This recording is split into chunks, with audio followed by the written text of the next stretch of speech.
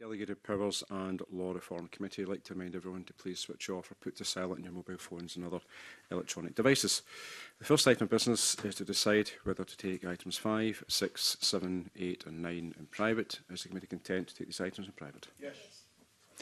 Under agenda item number 2, we're considering instruments subject to the affirmative procedure. In relation to the draft food supplements, magnesium L-threonate monohydrate, Scotland Regulations 2026, the draft Scottish Aggregates Tax, applicable rate of tax, Regulations 2026, the draft Animal Health Fixed Penalty Notices, Scotland Regulations 2026, the draft Visitor Levy, Scotland Act 2024, Amendment Regulations 2026, the draft Civic Government Scotland Act 1982, Licensing of Non-Surgical Procedures, Order 2026, and the draft Social Security Residence and Presence Requirements, Miscellaneous Amendment, Scotland Regulations 2026. Is the committee content that no reporting grounds are engaged? Yes. In relation to both the draft Animal Health Regulations and the Licensing of Non-Surgical Procedures Order, does the committee wish to note that the original drafts of these instruments were withdrawn and the present versions relayed following questions raised by the committee with the Scottish Government? Under agenda item number 3, we're considering instruments subject to the negative procedure.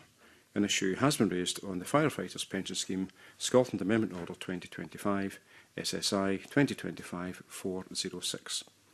The purpose of this instrument is to give a cohort of retained firefighters further options to purchase historic pensionable service.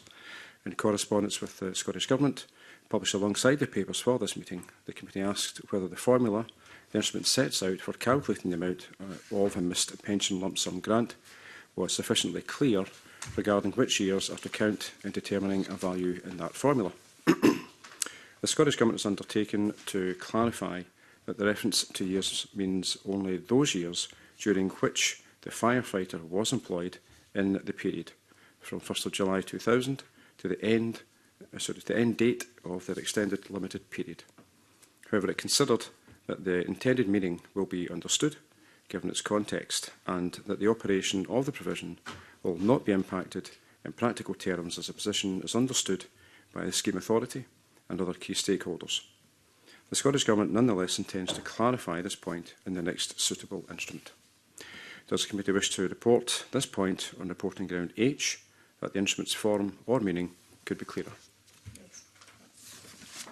And does the committee also wish to note that the Scottish Government intends to clarify this provision in the next suitable instrument?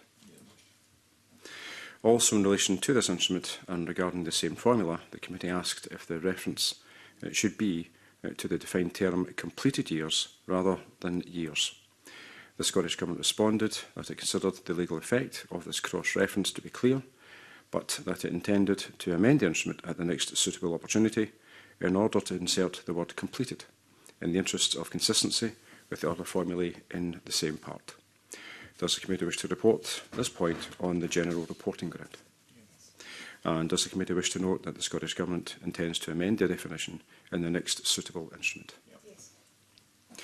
Also under this agenda item in relation to SSI 2026-1, is the committee content that no reporting grounds are engaged? Under agenda item number 4, we're considering an instrument not subject to any parliamentary procedure. In relation to SSI 2026-2, is the committee content that no reporting grounds are engaged? Thank you, and that now concludes the public part of the meeting, and I'll move the committee into private.